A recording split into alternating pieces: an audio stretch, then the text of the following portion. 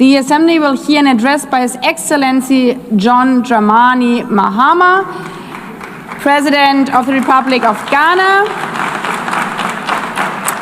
I request protocol to escort His Excellency and invite him to address the Assembly.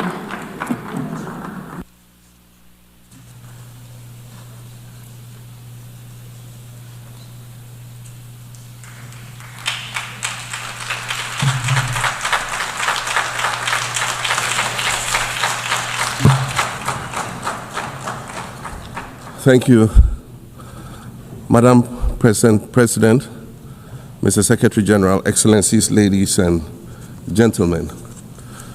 At this 80th session of the United Nations General Assembly, I'd like to speak about Africa's role in the future of this organization. However, it's impossible to do that without first considering the collective role that Africa played in its founding, which was small and relatively insignificant. Of the 51 member states involved in the founding of the United Nations in 1945, only 4 were African: Egypt, Ethiopia, Liberia, and South Africa. It is important to point out that the United Nations came into being in the aftermath of World War II because of the inability of its predecessor, the League of Nations, to avert a large-scale global conflict, which had been its guiding purpose when it was founded in 1920 at the end of the First World War. Out of the 42 founding member states of the League of Nations, only 3 were African: Liberia, the Union of South Africa, and Ethiopia. Egypt was to join later in 1937. Africa's overall participation in the organization's founding was minimal and relatively unimportant. That's because before all the other talks and meetings, representatives from a group of 14 nations gathered in Berlin for a series of discussions that began in 1884 and which led to the partitioning and formal colonization of the African continent, which is also called the Scramble for Africa. It has famously been written that past is prologue. Well, in the past, the majority of the 54 nations that now comprise Africa were never offered a seat at the table where plans for a new world order were being drawn. But, Madam President, as fate would have it, the tables are turning, and Africa's role in the authorship of whatever is yet to come for this world is going to be huge, and it will be consequential. According to this organization's own projections, by the year 2050, more than 25% of the world's population is expected to come from the African continent. Additionally, by 2050, 1/3 of all young people aged between 15 to 24 will be residing on the African continent. So you see, the future of this world is African. Allow me to say this once again a little louder for those of you in the back. The future is African.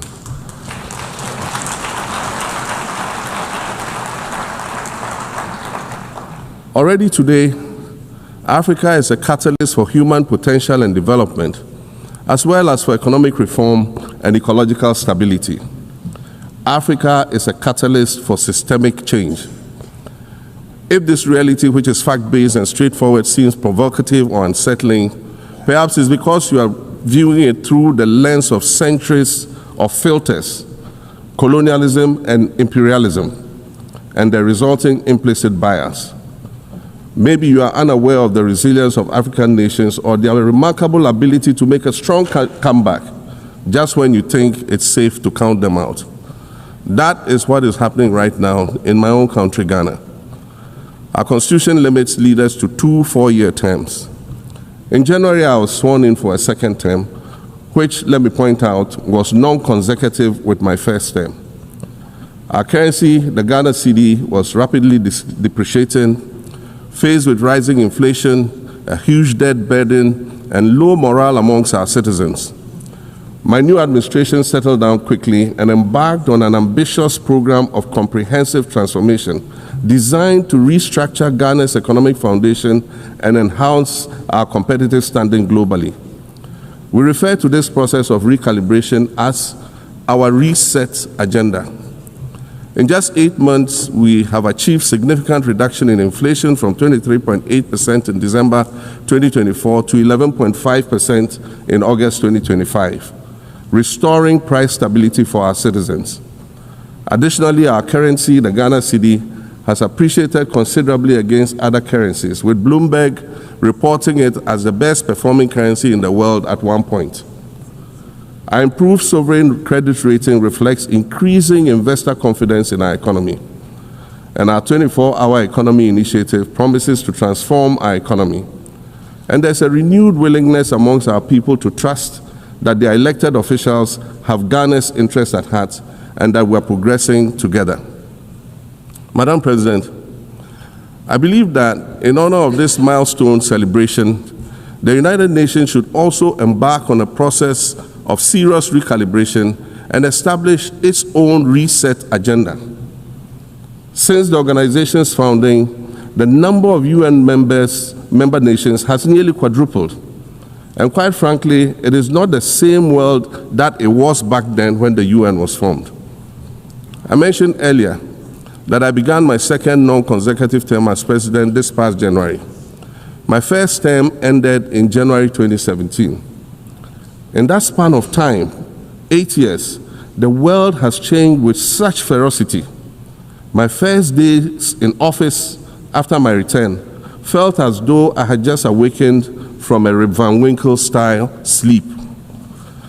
Now, no, that was only after 8 years. Imagine then what it will be like after 80 years since the founding of the United Nations. In 1945, the sun had not yet set on the largest empire in history. The most common mode of international travel was by sea. The personal computer had not been invented, let alone made portable. And television, a new convenience, was still in its infancy, albeit in black and white color. Relations between the US and the Soviet Union were turning frosty, with Winston Churchill declaring that an iron curtain has descended across the European continent. Fast track 80 years on. In today's world, hundreds of thousands of commercial flights take off and land every day. Libraries have been digitized so that volumes of literature can exist on a small device, small enough to fit inside your pocket. We live in a world of cryptocurrency, artificial intelligence, social media, the internet and its dark hidden dungeon of the dark web, all of which carry a potential threat to global peace and security. Climate change is real, and we're fighting a losing battle against the loss of Maldives and other island nations to the rising sea level, against the loss of Timbuktu to desertification and the Amazon forest to global warming and deforestation. Madam President, the UN Founding Charter is outdated when it comes to representation in this August Assembly. The most powerful post-World War II nations are still being rewarded with an almost totalitarian guardianship over the rest of the world. And yet, the first sentence in Chapter 2, Article 1 of the UN Charter declares that the organization is based on the principle of sovereign equality of all its members. If this were true, and was the case, a continent as large as Africa, with its numerous UN member states, would have at least one permanent seat on the Security Council.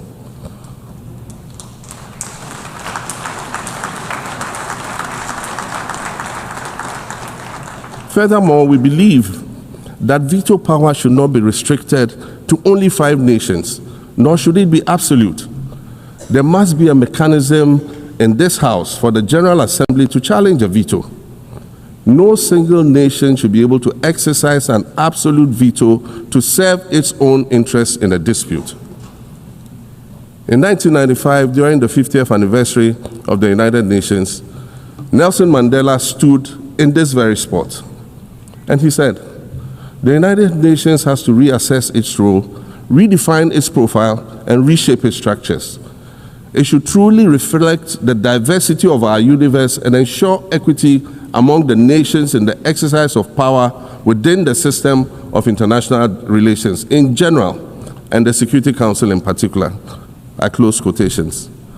30 years later, we African leaders are still making the same simple request for a permanent seat on the Security Council with the power of a veto. So today, Madam President, I stand here in this exact spot and ask the world, if not now, then when? We demand not only a reform of the Security Council, but also a reset of the global financial architecture, which is currently rigged against Africa. Africa must have a greater say in the world's multilateral financial institutions. And while I'm making requests, I'd like to call for the removal of the blockade on Cuba. As Dr. Kwame Nkrumah, our nation's founder, famously said, we seek to be friends with all and enemies to none. The Cuban people shed their blood on African soil in the fight against apartheid. And indeed, Cuba has been and continues to be a faithful friend of Africa.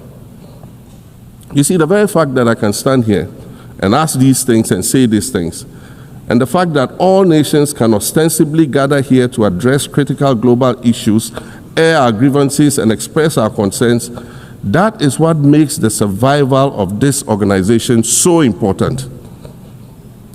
In every old city or village, you will find a town square, or a courtyard, or a plaza that once served as a gathering space for the citizens of the community and their leaders. Meetings and celebrations were held there, as were trials and elections. And these were spaces that brought people together and held them together as a community. Sadly, time and technology have eroded these spaces. Madam President, in many ways, the United Nations is the proverbial town square of our modern global village. And it has never been more critical for us to protect this one space that brings and holds the world nations together as a community.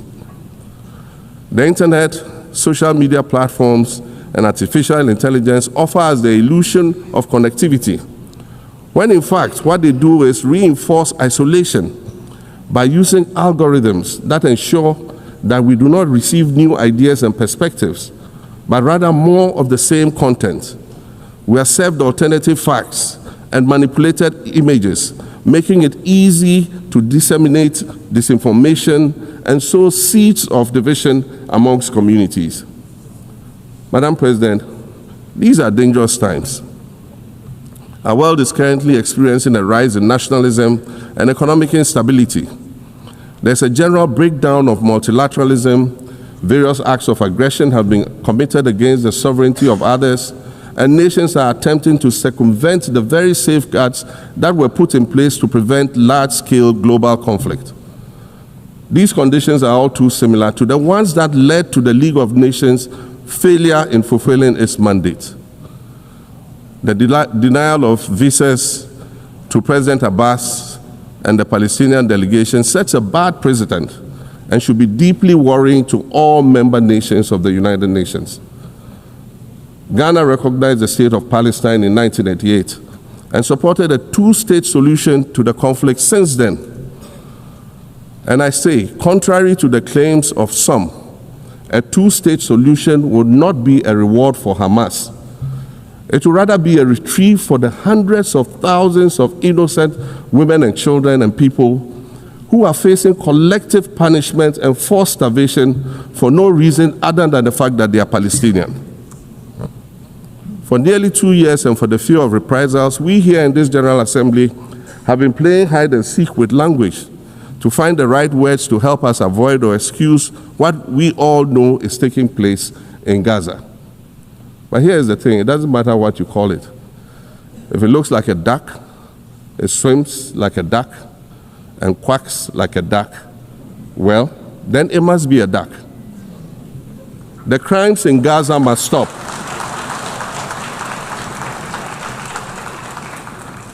The crimes in Gaza must stop. Madam President, I also want to draw particular attention to the conflict in Sudan, which this body has described as the world's largest humanitarian crisis. 12 million people have had to flee their homes. And when we speak of migration, we refer to the 12 million new Sudanese refugees, whom we as a global community should be willing to assist in much the same way that many member nations readily assisted new refugees coming out of Ukraine. Let's dispense with the euphemisms and dog whistles and speak frankly.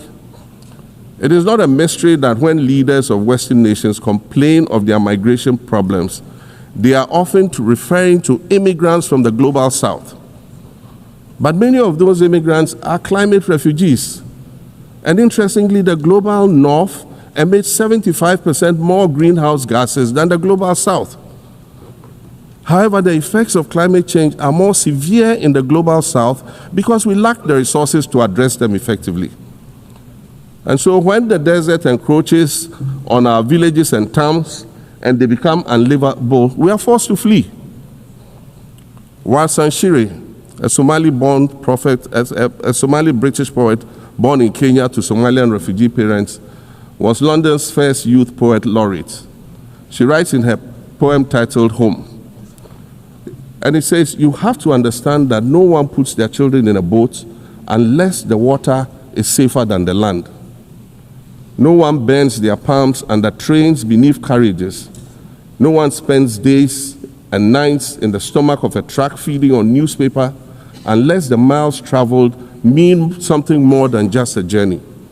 Madam President, we cannot normalize cruelty. We cannot normalize hatred. We cannot normalize xenophobia and racism.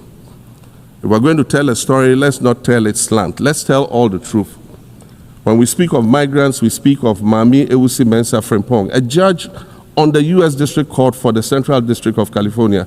She's the first black female judge on any of California's 4 federal district courts. She was born here in America to immigrant parents from Ghana. We speak of Peter Bosman, a medical doctor in Ghana who moved to the town of Piran in Slovenia in the 1980s and later became the first black mayor of Piran, the first black mayor in Slovenia and in the whole of Eastern Europe. We speak of T. Michael, the iconic Ghanaian Norwegian artist and designer. And of course, we speak of the late Kofi Annan, former United Nations Secretary General.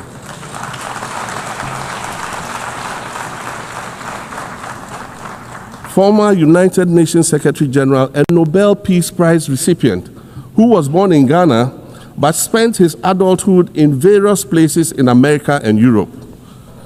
These are people who have brought great distinction to the countries that they decided to call home.